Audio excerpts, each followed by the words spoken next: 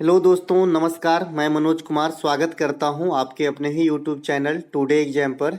दोस्तों, जैसा कि अभी एसएससी एमटीएस के लिए प्रैक्टिस सेट का वीडियो चलाया जा रहा था जीके जीएस के ऊपर, तो इसके तहत ये अगला वीडियो आप लोगों के लिए। इस वीडियो के अंदर आप इम्पोर्टेंट करेंट अफेयर और हाल फिलहाल में जो ट्रेंडिंग स्टैटिक्स जीके जीएस के क्वेश्चन रहे हैं उनसे संबंधित प्रश्नों को देखते हैं, साथ ही में इम्पोर्टेंट एक्स्ट्रा फैक्ट भी डिस्कस करते चलते हैं। तो चलिए दोस्तों, शुरू कर लेते हैं आज का ये वीडियो। जिनको भी एसएससी एमटीएस देना है, इस प्रकार के जितने भी वीडियो अपलोड किए गए हैं आप अवश्य देखें, साथ ही साथ उनके जो इम्पोर्टेंट एक्स्ट्रा फैक्ट है उस पर विशेष ध्यान दें। चलिए शुरू करते हैं आज का ये वीडियो। पहला प्रश्न है हमारा, गणतंत्र दिवस परेड 2023 में किस राज्य या केंद्र शासित प्रदेश को सर्वश्रेष्ठ झांकियों के लिए पुरस्कार दिया गया? सबसे पहले जो गणतंत्र दिवस के अवसर पे इस प्रकार के जो पुरस्कार दिए जाते हैं, या तो किसी राज्य को दिया जाता है झांकी के लिए, या फिर किसी केंद्र शासित प्रदेश को, किसी संस्था को दिया जा सकता है विशेष प्रदर्शन के लिए, है ना। तो इस प्रकार से कई कैडर में ये पुरस्कार दिए जाते हैं। तो जो इस बार का राज्य जीता है ये आपका उत्तराखंड जो है जीता है सर्वश्रेष्ठ झांकी के लिए। उत्तराखंड राज्य को प्रथम पुरस्कार, वहीं पर सेकेंड पुरस्कार जो है आपका दिया गया है किसका? महाराष्ट्र को दिया गया है। ये महिला सशक्तिकरण को दर्शाने वाली झांकी को दर्शाया था। और तीसरा पुरस्कार उत्तर प्रदेश को दिया गया है, जो आपका अयोध्या में जो दीप प्रज्वलन जो करके भगवान राम का जो मंदिर बन रहा था उस समय जो किए गए थे उस पर आधारित झांकी को दर्शाया गया था। तो पहला, दूसरा, तीसरा, पहला पुरस्कार उत्तराखंड को मिला है सर्वश्रेष्ठ झांकी में, दूसरा महाराष्ट्र को मिला है और तीसरा आपका उत्तर प्रदेश को दिया गया है। इसके अलावा मंत्रालय विभाग में जो जीता है ये जनजातीय मंत्रालय को दिया गया है। मतलब इस गणतंत्र दिवस पे अवार्ड जनजातीय मंत्रालय को दिया गया है। जनजातीय मंत्रालय के जो वर्तमान में मंत्री हैं ये आपका अर्जुन मुंडा है। ये आपका सीएचएसएल में पूछा गया था। इसके अलावा केंद्रीय मंत्रालय विभागों में जो केंद्रीय के जो केंद्र के जो विभाग हैं उसके तहत सीआरपीएफ को यह पुरस्कार इस बार का दिया गया है गणतंत्र दिवस के अवसर पे। तो कितने हो गए? उत्तराखंड राज्य हो गए, सीआरपीएफ हो गए और जनजातीय मंत्रालय हो गए। अब इस गणतंत्र दिवस से कुछ और एक्स्ट्रा फैक्ट, जैसे चीफ गेस्ट कौन थे? तो मिस्र के राष्ट्रपति अब्दुल फतह अल सीसी ये चीफ गेस्ट के रूप में आए थे। ये जो गणतंत्र दिवस मनाया गया है ये कैमा गणतंत्र दिवस मनाया गया है? 74वां। मैं मानता हूं कि आप कैलकुलेशन करके ये बात निकाल लेंगे, लेकिन एग्जाम के समय आपका जो 1-1.5 घंटा जो समय रहता है, 1 घंटा, वो कैसे बीतता है इस पे डिपेंड करता है आपका सब चीज। ठीक है, तो वहां पे हड़बड़ी में गड़बड़ी हो जाती है। ठीक है, तो 74वां गणतंत्र दिवस मनाया गया है। राजपथ जो होता था पहले दिल्ली के अंदर है, इसका नाम बदल के अब कर्तव्य पथ कर दिया गया है। और इससे भी लेटेस्ट जो नाम बदला गया है, ये राष्ट्रपति भवन में स्थित जो मुगल गार्डन था इसका नाम बदल के अब अमृत उद्यान कर दिया गया है। तो ये दोनों ही पॉइंट काफी टॉप पे रहेंगे आने वाले एग्जाम्स के लिए, कि राजपथ का नया नाम कर्तव्य पथ और मुगल गार्डन का नया नाम क्या है? तो अमृत उद्यान। और ये दोनों कहाँ पे हैं? वही दिल्ली के अंदर स्थित है। इसके अलावा इस बार का जो पद्म अलंकरण जो 2023 में वितरित किए गए, इसमें 6 पद्म विभूषण, 9 पद्म भूषण तथा 91 पद्म श्री दिया गया। तो इस प्रकार से अगर आपसे पूछा जा सकता है कि भाई टोटल पद्म अलंकरण कितने दिए गए, तो काउंट कर लीजिए, 91, 900 और 6, 106 दिए गए। ठीक है, पिछले वर्ष जो 2022 के लिए 128 दिए गए थे, लेकिन इस बार थोड़ा सा कम हो गया है, 106 दिया गया है, जिसमें 6 पद्म विभूषण दिया गया है और पिछले बारी 4 पद्म विभूषण दिया गया था। ठीक है, इस बार जो पद्म विभूषण दिए गए हैं जिसमें पूछे जाने की आसार ज्यादा है, क्योंकि कुछ तो इस दुनिया में नहीं है और कुछ है तो बड़े अनोखे काम किए हैं। जैसे श्री जाकिर हुसैन, ये तबला वादक हैं, सुप्रसिद्ध म्यूजिशियन है ना। इनका भी जो है अब इस दुनिया में नहीं है तो इनको भी मिला है। इसके अलावा जो आपका मुलायम सिंह है, ये आपका राजनीतिज्ञ थे, राजनेता हैं, ये आपका उत्तर प्रदेश के 2 बार सीएम रह चुके हैं। तो ये भी आपका जो है इस बार का पद्म विभूषण प्राप्त किए हैं। तो ये दोनों काफी टॉप पे रहेंगे। इसके अलावा ये दिलीप महाल नोविश नाम है, इसका महाल नोविश नाम है, ये पश्चिम बंगाल का है और ये मेडिसिन के क्षेत्र में इन्होंने मिला है। इन्होंने भी काफी संघर्ष किया है तो इन्हें भी पूछा जा सकता है। ठीक है, तो जो पद्म विभूषण रहता है हमेशा टॉप पे रहता है, और जो पद्म श्री रहता है इसमें कुछ अनोखे काम के लिए अगर किसी को मिला है तो वो टॉप पे रहता है। जैसे पिछले साल एमटीएस के एग्जाम में पूछा था कि दक्षिण भारत को के किसे इंजीनियरिंग के क्षेत्र में पद्मश्री दिया गया था। ठीक है, तो अगर इकलौता कहीं से हो जाता है तो ज्यादा टॉप पे हो जाता है। जैसे आनंद कुमार बिहार को जो है, आनंद कुमार जो टीचिंग लाइन से जुड़े हुए हैं, जो बहुत लो लेवल के बच्चे को भी काफी हाई तक बिना फीस, लगभग नहीं है के बराबर ले गए, तो इन्हीं कारण पद्मश्री जो है इस बार आनंद कुमार साहब को भी दिया गया है, तो ये बात भी ध्यान रखेंगे। इसके अलावा किस अनुच्छेद के अंतर्गत शिक्षा संस्थाओं की स्थापना और प्रशासन करने का अल्पसंख्यक वर्गों का अधिकार है? तो देखिए अनुच्छेद 30 जो है, मैंने 29 और 30 ये दोनों ही आर्टिकल जो है आपका अल्पसंख्यक हित से है। तो जो आर्टिकल 30 है ये शिक्षण संस्थान में प्रेफरेंस प्रदान करता है किसको? अल्पसंख्यक वर्ग को। ठीक है, तो ये बात भी ध्यान रखेंगे। आर्टिकल 14 से लेकर 18, इसमें 5 आर्टिकल आ जाएंगे। ये आपका इक्वलिटी का राइट है, समानता का अधिकार है। जैसे 14 में समता का अधिकार, 15 में जो निषेध है किसी धर्म, लिंग, कलर आदि के आधार पे, 16 में अवसरों की समानता, 17 में जो है छुआछूत का अंत है और 18 में उपाधियों का अंत है। तो ये पांचों जो है समानता के अधिकार वाला मौलिक अधिकार है। 19 है प्रेस की स्वतंत्रता, इसके भी कई पार्ट है लेकिन डायरेक्ट हम प्रेस की स्वतंत्रता कह देते हैं, इससे पहले हमने समझा चुका है इसके अंदर क्या क्या है। 23 और 24 शोषण के विरुद्ध अधिकार होता है, जिसमें 23 जो है बलात् श्रम पे रोक है और 24 जो है बाल श्रम पे रोक है। 25 से 28 जो है ये धार्मिक स्वतंत्रता से संबंधित आर्टिकल्स हैं और 29 और 30 अल्पसंख्यक हित है, जैसा कि अब यहाँ पे देखा। और संविधान के जो 32 आर्टिकल हैं इसे संवैधानिक उपचारों का अधिकार कहते हैं। भीमराव अम्बेडकर साहब ने इसे आत्मा भी कहा था संविधान का। साथ ही साथ जो सुप्रीम कोर्ट है ये रिट जारी करते हैं इसी आर्टिकल के प्रयोग करके। साथ ही साथ अगर किसी आम आदमी का मौलिक अधिकार का हनन होता है तो सुप्रीम कोर्ट तक जा सकता है इसी आर्टिकल के प्रयोग करके। सुप्रीम कोर्ट के अंदर जो कार्यवाही की भाषा होगी बंधु ये इंग्लिश होगी और ये क्वेश्चन पूछा गया था। ठीक है, सुप्रीम कोर्ट के आर्टिकल भी बता देते हैं। 124 होता है सुप्रीम कोर्ट के गठन का आर्टिकल, तो ये भी ध्यान रखें। और आर्टिकल 129 के तहत सुप्रीम कोर्ट एक रिकॉर्ड अभिलय है, न्यायालय है या फिर अभिलेख न्यायालय है 129 के थ्रू, तो ये बात भी ध्यान रखेंगे। ओजोन परत के क्षरण से रोकथाम हेतु मॉन्ट्रियल प्रोटोकॉल कब हुआ? देखिए मॉन्ट्रियल प्रोटोकॉल 1987 के अंदर हुआ था। ठीक है, इसी प्रोटोकॉल के तहत जो है बाद में 16 सितंबर के दिन चूंकि बैठक हुआ था, तो इसी दिन को जो है बाद से 1987 से नहीं, कुछ बाद से जो है 16 सितंबर को मनाया जाता है प्रतिवर्ष ओजोन दिवस के रूप में। ओजोन परत की मोटाई जो है ये डाबसन इकाई में मापी जाती है। कई दफा CHSL के एग्जाम में ये क्वेश्चन पूछा गया है। ठीक है, और एक रेडियो सक्रियता को हम किस में मापते हैं ये भी पूछा जाता है। ठीक है, रेडियो सक्रियता को हम किस में मापते हैं? तो भाई इसको मापते हैं गैंगर मूलर काउंटर में। गैंगर है ना, मूलर ये आदमी का नाम है भाई, गैंगर मूलर काउंटर। अधिकांश जो वैज्ञानिक खोज है वो नाम के ऊपर ही रहता है। ठीक है, गैंगर मूलर काउंटर में हम रेडियो सक्रियता वाले तत्व को मापते हैं और डाल्सन इकाई में हम ओजोन परत को मापते हैं। ठीक है, इसके अलावा ओजोन परत को हानि जो पहुंचता है ये क्लोरोफ्लोरोकार्बन CFC से पहुंचता है। ऑप्शन में नहीं है तो क्लोरीन भी लगा सकते हैं, ऑप्शन में नहीं है तो फ्रियोन भी लगा सकते हैं। ठीक है, जो सेविंग क्रीम हम लोग यूज करते हैं सेव करने के लिए, उससे भी जो कुछ ऐसे तत्व निकलते हैं जो आपका ओजोन को क्षति पहुंचाता है।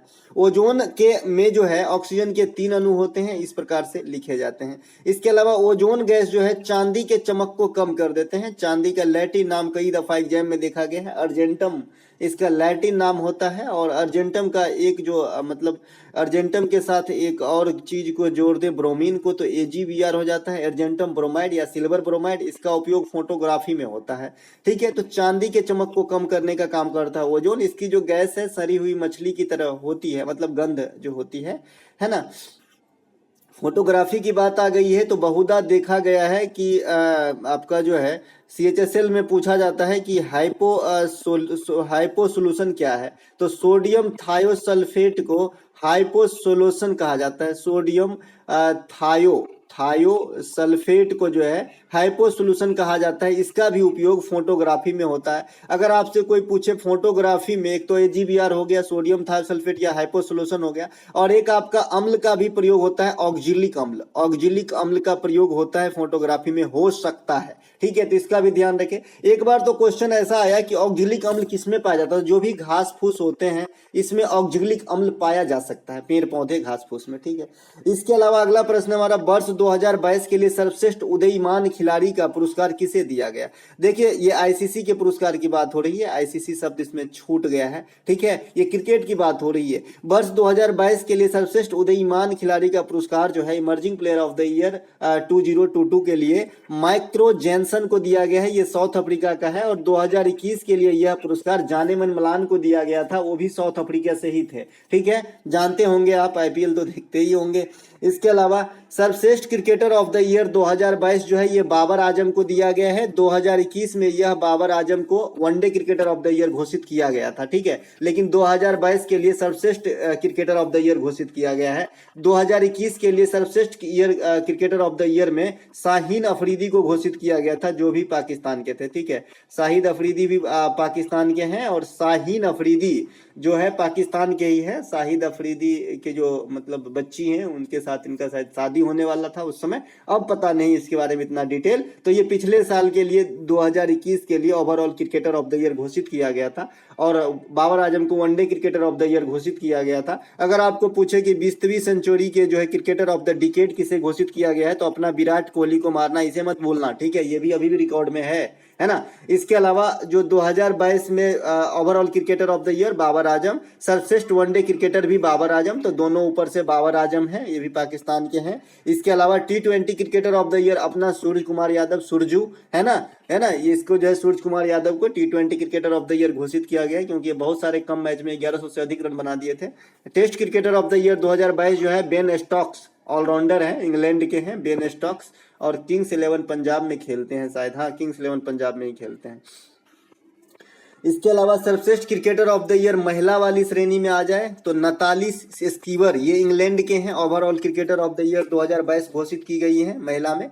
सर्वश्रेष्ठ T20 cricketer of the year महिला में ये आपका तालिया मैकग्राथ, जैसे ग्लेन मैकग्राथ थे ना, तो मैकग्राथ से आप पकड़ लेंगे कि ऑस्ट्रेलिया का है ना, तो इसे घोषित किया गया है। और महिला में जो emerging player of the year घोषित किया गया है, ये आपके लिए VVI रहेगा, क्योंकि यहाँ भारत से जुड़ी हुई है। और जब आप जानते हैं कि गली मोहल्ले से कोई चीज टॉप पे आ जाता है भारत के अंदर, तो एग्जाम के दृष्टिकोण से वो पॉइंट VVI हो जाता है, ठीक है। चूंकि रेणुका सिंह इतने फेमस खिलाड़ी नहीं है, लेकिन emerging player of the year 2022 घोषित किया गया आईसीसी के द्वारा, तो ये काफी इंपॉर्टेंट क्वेश्चन रहेगा, रेणुका सिंह, ध्यान रखेंगे, ठीक है।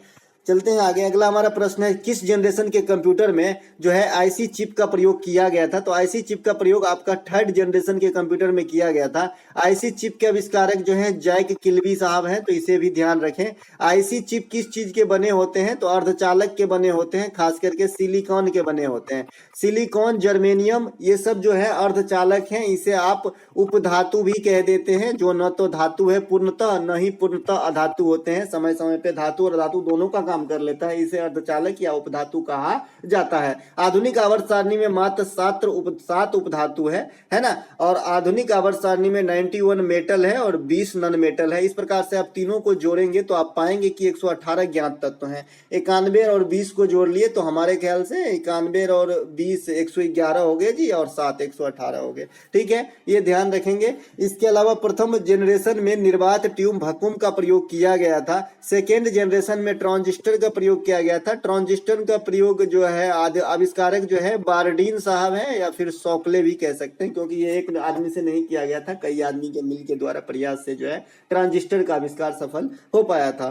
4th जनरेशन के कंप्यूटर में एमपी का प्रयोग किया जाता है, मैक्रो प्रोसेसर का प्रयोग किया जाता है, और 5th जनरेशन के कंप्यूटर में आर्टिफिशियल इंटेलिजेंस का प्रयोग किया जाता है। वर्तमान में 4+5 कंबाइंड रूप से चल रही है जनरेशन कंप्यूटर की। इसके अलावा कंप्यूटर का पिता चार्ल्स बवेज को कहा जाता है, और बान न्यूमान जो है कंप्यूटर का सेकंड पिता कहा जाता है। ये बात भी ध्यान रखेंगे। कंप्यूटर का जो सुपर कंप्यूटर फॉर्म होती है उसके पिता जो है सैमुअल क्रे को कहा जाता है ना। इसके अलावा जो भारत में आपका सुपर कंप्यूटर का पिता है, इसे विजय भटकर को कहा जाता है, और सीडेक संस्था जो पुणे के अंदर स्थित है, ये सुपर कंप्यूटर का रख रखाव जो है करता है। भारत का प्रथम सुपर कंप्यूटर परम 8000 था, ठीक है, तो ये बात भी ध्यान रखेंगे। जो 1st जनरेशन के कंप्यूटर हैं, ठीक है, ये पूछा गया था कि किस जनरेशन के कंप्यूटर है, ठीक है।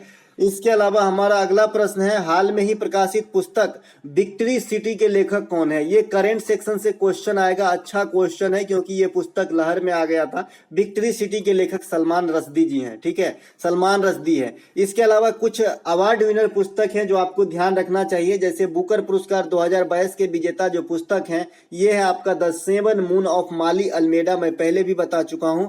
इनके राइटर है आपका सेहान करुणा तिलका, इनका नाम कुछ इस प्रकार का है, सेहान करुणा तिलका। अब तिलका, तिलक रत्ने, दिलशान, दिलहारा, फर्नांडो, मरवन अट्टापट्टू, इस प्रकार के जो नाम होते हैं, राजपक्षे है ना, मलिंगा, तो ये सब श्रीलंका के नाम है, लगभग आप जानते ही है ना। श्रीलंका में एक सिंहली भाषा बोली जाती है, ये बात भी ध्यान रखेंगे क्योंकि अभी भी पूछा गया था भूटान में कौन सा भाषा बोला जाता है, जोंगखा है ना, तो सिंहली श्रीलंका में बोला जाता है। तो सेहान करुणा तिलका जो है द सेवन मून ऑफ माली अल्मेरा के लेखक हैं, जिस कारण इन्हें 2022 का बुकर पुरस्कार दिया गया था, ठीक है। इसके अलावा इंटरनेशनल बुकर पुरस्कार जो किसी भाषा में जो अनुवाद किया जाता है उन्हें दिया जा सकता है, अनुवाद इंग्लिश में होनी चाहिए। तो इंटरनेशनल बुकर पुरस्कार रेत की समाधि को मिला था, और इस पुस्तक के लेखक हैं आपका गीतांजलि श्री। गीतांजलि श्री इंडियन है, इसीलिए फेमस है और कई दफा एग्जाम में आ चुका, शायद अब कम आए लेकिन आ भी सकता है क्योंकि ये बहुत दफा एग्जाम में आ चुका किताब। मैंने आपको कहा था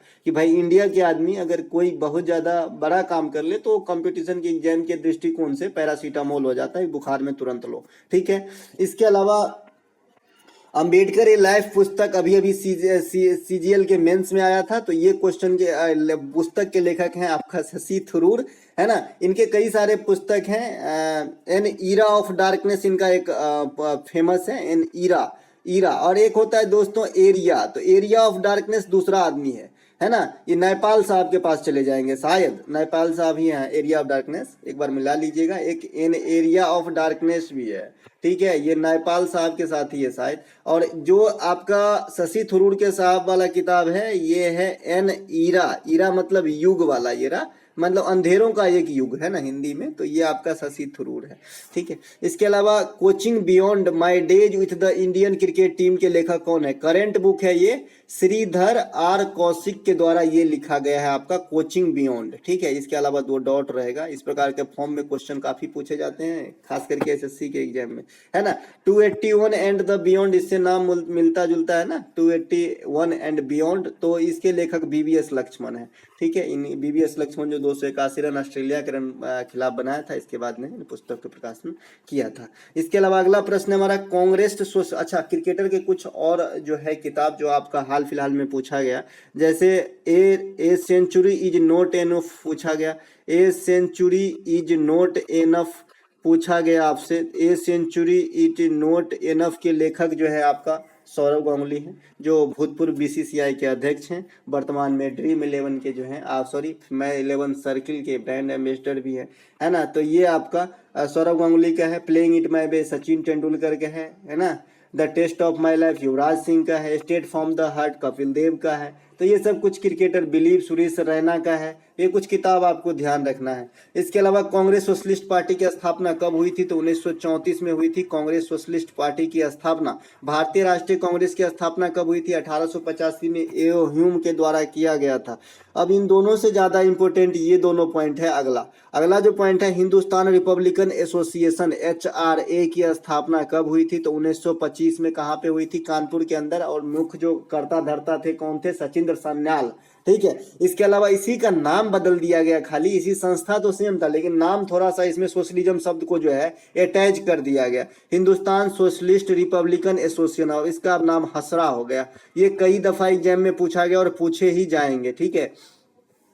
हसरा की जो स्थापना है 1928 में हो गई। ये 25 से 28 में सिर्फ नाम परिवर्तन हुआ है। तो हसरा की स्थापना अगर पूछा जाता है तो 1928 ही मानना पड़ेगा। और दिल्ली में हुआ। एक बार तो ये पूछा गया जीडी नहीं एससीएम के एग्जाम में कि हसरा की स्थापना दिल्ली में कहां पर हुआ? तो फिरोज शाह कोटला मैदान में हुआ था, जिसे आजकल अरुण जेटली मैदान कहते हैं। ठीक है। इसी मैदान के अंदर जो है सुभाष चंद्र बोस और उनके टीम के द्वारा जो है इनका नाम भगत सिंह और उनके टीम के द्वारा जो है हसरा का जो है आपका स्थापना किया गया था। इसके अलावा चौरा चौरी हत्याकांड 1932 है। एक सेकेंड ठीक है ठीक है। चौरा चौरी हत्याकांड 1922 में होती है। इसके तहत जो है असहयोग आंदोलन को जो है बंद करना पड़ा था। असहयोग आंदोलन आपके 1920 में चलाए गए थे, M.K. गांधी के द्वारा चलाए गए थे, है ना। असहयोग आंदोलन को बंद करना पड़ा था, चौरा चौरी हत्याकांड। इस घटना से खफा होकर कुछ कांग्रेसी नेता जैसे आपका मोतीलाल नेहरू और चित्तरंजन दास 1923 ईस्वी में एक स्वयं का अलग से जो है स्वराज पार्टी का गठन कर लिया था। ये भी आपके एग्जाम में काफी बार पूछे जाते हैं। मोतीलाल नेहरू और चित्तरंजन दास ने 1923 में स्वराज पार्टी का गठन किया था। बाघ प्रोजेक्ट की शुरुआत 1973 में होती है। देखिए दोस्तों, हमारा ये नहीं है कि हम जो पढ़ा रहे हैं उसी से संबंधित फैक्ट दें, हमको जो लगता है कि आएगा आप पढ़िए, ठीक है। प्रथम बार बैंकों का राष्ट्रीयकरण 1969 में हुआ था। इसरो की स्थापना भी 1969 में हुआ था। चंद्रमा पे जो आपका पहुंचा था नील आर्मस्ट्रांग, ये भी आपका जो है 1969 में ही ये घटना हुई थी। तो ये सभी बातों को ध्यान रखना है। तीनों गोलमेज सम्मेलन की ईस्वी 30, 31 और 32 है और तीनों गोलमेज सम्मेलन में रैमजे मैकडोनाल्ड जो है अध्यक्षता कर रहे थे। कई बार ये एग्जाम में क्वेश्चन पूछा गया है कि तीनों गोलमेज के अध्यक्ष कौन थे, तो रैमजे मैकडोनाल्ड उस समय ब्रिटिश के PM हुआ करते थे, यानी इंग्लैंड का प्रधानमंत्री था, ठीक है। और तीनों गोलमेज सम्मेलन में भाग लेने वाला भारतीय भी कई बार पूछे जाते हैं, तो भीमराव अंबेडकर साहब जो है ये तीनों गोलमेज सम्मेलन में पधारे थे। इसके अलावा बैंकिंग क्षेत्र में प्रयुक्त शब्द MSF का फुल रूप में क्या है, तो मार्जिनल स्टैंडिंग फैसिलिटी जो है MSF का फुल फॉर्म होता है। ये बैंकिंग क्षेत्र में प्रयोग किया जाता है। कुछ अन्य शब्द जिसका प्रयोग होता है SDF standing deposit facility, CRR cash reserve ratio, ये बदलता रहता है। SLR स्टेटरी लिक्विडिटी रेशियो, है ना, सर्वाधिक तरलता अनुपात होता है हिंदी में। NEFT national electronic fund transfer, पैसा ट्रांसफर करने का मीडिया है। RTGS real time gross settlement, ये भी पैसा ट्रांसफर करने का मीडिया है। इसके अलावा भारत का केंद्रीय बैंक RBI है, जिसे अंतिम ऋणदाता बैंक और बैंकों का बैंक भी कहा जाता है, तथा देश में सार्वजनिक क्षेत्र की सबसे बड़ी बैंक SBI है, जिसकी स्थापना 1955 में हुआ था और RBI की स्थापना 1935 में हुआ था। हालांकि इसका राष्ट्रीयकरण हुआ था 1949 ईस्वी के अंदर, ठीक है। और RBI और SBI दोनों का मुख्यालय आपका मुंबई के अंदर है। अब बंबई कहना सही नहीं रहेगा, मुंबई के अंदर स्थित है, ठीक है। RBI के वर्तमान गवर्नर शक्तिकांत दास हैं, ये बात भी ध्यान रखेंगे। विश्व के कुल कितने प्राकृतिक हॉटस्पॉट है, देखिए पूरे विश्व में मात्र 36 ही प्राकृतिक हॉटस्पॉट को वर्तमान में चिन्हित किए गए हैं, जिसमें से 4 हॉटस्पॉट भारत में है, ठीक है। 4 हॉटस्पॉट भारत में है, जिसमें भारत का सबसे विस्तृत हॉटस्पॉट जो माना जाता है ये पश्चिमी घाट को माना जाता है, जिसकी टोटल लंबाई 1600 किलोमीटर है। अब 4 हॉटस्पॉट कौन से भारत में? पश्चिमी घाट है, हिमालयन क्षेत्र है, भारतीय बर्मा क्षेत्र है, अंडमान और निकोबार द्वीप समूह क्षेत्र है, ठीक है। तो ये 4 हॉटस्पॉट है भारत में। नीलगिरी की सर्वोच्च चोटी दोदा बेटा है, जो दक्षिण भारत का सेकेंड हाईएस्ट चोटी भी है, जो नीलगिरी पहाड़ी में स्थित है। दक्षिण भारत की सबसे ऊंची चोटी अनायमुडी है, जो केरल में है और ये भी पश्चिमी घाटी रेंज के ही चोटी है। भारत की सबसे ऊंची चोटी गॉडविन ऑस्टिन है, इसे K2 भी कहते हैं, कंचनजंगा काराकोरम 2 कहते हैं। और दूसरा सबसे ऊंचा चोटी कंचनजंगा है, जो आपका सिक्किम में स्थित है, ठीक है।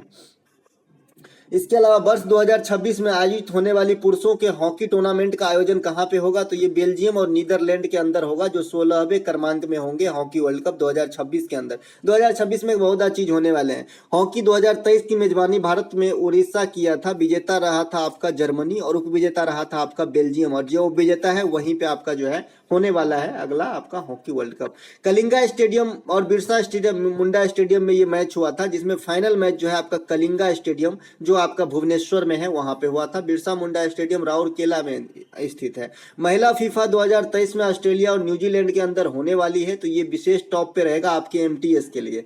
इसके अलावा T20 महिला क्रिकेट 2024 का आयोजन ये बांग्लादेश में प्रस्तावित है, तो ये भी अच्छे आपके रहेंगे पिक। इसके अलावा T20 महिला क्रिकेट 2023, अंडर 90 महिला क्रिकेट 2023, ये दोनों का आयोजन साउथ अफ्रीका में हुआ है, जहां पे मेन वाली T20 महिला क्रिकेट 2023 के विजेता ऑस्ट्रेलिया रहे हैं, वहीं पे जो अंडर 90 महिला क्रिकेट के विजेता इंडिया रहे हैं। मेन वाली में जो रनर अप साउथ अफ्रीका रहे हैं, जो होस्ट कंट्री थे, और जो आपका इंडिया से जो अंडर 90 में हारी है ये आपका इंग्लैंड है, ठीक है। ये चारों बात ध्यान रखेंगे। इसके अलावा अगला प्रश्न हमारा, किस संविधान संशोधन के अंतर्गत दिल्ली को राष्ट्रीय राजधानी क्षेत्र का दर्जा दिया गया था? अभी अभी CHSL में इसी क्वेश्चन को दूसरे लैंग्वेज में पूछा गया था कि 69वां संविधान संशोधन किससे संबंधित है। अगर आपको याद हो दोस्तों, मैं एक बात तो फाइनल करा बता दूं आपको कि अगर आपने मेरा तो 3, 4 या 5 महीने से एनालिसिस फॉलो किया है, चाहे एग्जाम कोई सा भी हो, तो आपको ज्यादा दिक्कत जीके जीएस के अंदर नहीं होने वाला है। अब देखिए 100% तो कोई नहीं करा सकता। एग्जाम एक ऐसी चीज होती है जो आप 100% नहीं कर सकते, है ना। और 100% जो करेगा उसका रिजल्ट भी नहीं होगा, ये मैं बता रहा हूं अपनी एक्सपीरियंस के तौर पे, क्योंकि 100% तो आ नहीं सकता, तो तुक्का जरूर लगाएगा, और ज्यादा तुक्केबाजी में फिर वो रेस से बाहर। ठीक है, तो कुछ ऐसे क्वेश्चन होते हैं 2-4 जिसे छोड़ने के लिए ही एग्जामिनर दिया होता है। ये आपको परखना होगा किसे बनाना है किसे छोड़ना है। फिलहाल आपको अपनी 100% झोंकना है ना। तो अगर आप एनालिसिस देखे होंगे तो आपको बहुत सारे चीज अब स्टोर हो गया होगा, आप लोग फील कर रहे होंगे। अगर ऐसा है तो एग्जाम टुडे एग्जाम जो है लिख के आप लोग मुझे कमेंट जरूर करें, है ना। ये 1991 में हुआ था जी 69वां संविधान संशोधन। इसके तहत दिल्ली को राष्ट्रीय राजधानी क्षेत्र का दर्जा दिया गया था। 61वां संविधान संशोधन जो होता है मतदान की उम्र घटा के 18 वर्ष किया गया था, जो आजकल है। 52वां संविधान संशोधन होता है 1985 के अंदर। ये दल बदल से संबंधित है, और दल बदल से संबंधित 10वीं अनुसूची है भारतीय संविधान के अंदर। 86वां संविधान संशोधन जी 2002 ईस्वी के अंदर हुआ था। ये शिक्षा से संबंधित है, जो बच्चे को मौलिक अधिकार दिया गया, और इसे आर्टिकल 21 के ए में रखा गया था। 101वां संविधान संशोधन जी ये जीएसटी से संबंधित है ना। इसके अलावा जो 102वां संविधान संशोधन है ये ओबीसी से संबंधित है, अदर बैकवर्ड कास्ट से। 103वां संविधान संशोधन है ईडब्ल्यूएस से संबंधित है, इकोनॉमिकल वीकर सेक्शन से। 104वां संविधान संशोधन है एंग्लो इंडियन से संबंधित है। तो इतने संविधान संशोधन आपके टॉप पे हैं, यही घुमा फिरा के आ रहे हैं आपके एग्जाम में। मलेशिया ओपन 2023 के पुरुष एकल के विजेता कौन है? तो विक्टर एक्सलेसन है। मैंने कहा था इसका किस्मत इतना अच्छा है, जहां हाथ रखता है ना सोना ही बन जाता है। ठीक है, तो यहाँ जहां जाता है वहां जीत जाता है, लेकिन इंडिया में आया और हार गया। अभी आप एक्स्ट्रा फैक्ट में देखेंगे इंडिया ओपन बैडमिंटन चैंपियनशिप 2023 में इनको हार मिला है। ठीक है, तो मलेशिया ओपन 2023 के विजेता विक्टर एक्सलेसन है, और महिला में जो विजेता है अकाने यामागुची है। ये भी काफी फेमस है, Akane Yamaguchi. Malaysia open badminton प्रतियोगिता है, और ये कहां पे? कोलालमपुर में हुआ था, जो मलेशिया की राजधानी है।